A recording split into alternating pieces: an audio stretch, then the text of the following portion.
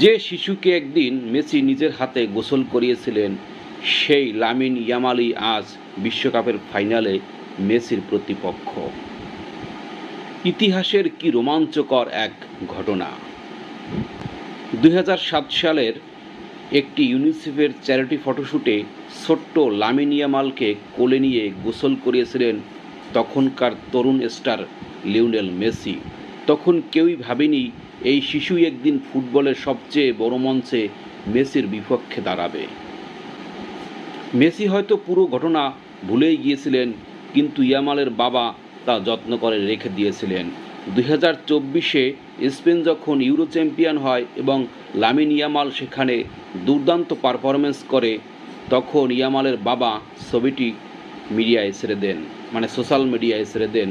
তখন ছবিটা ভাইরাল হয়ে যায়। চিন্তা করে দেখুন, প্রায় 2 দশক পর ইতিহাস যেন পূর্ণবৃত্তে ফিরে এসেছে।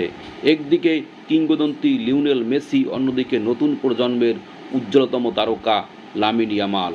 বিশ্বকাপের ফাইনালে মুখোমুখি দুজনে আজ।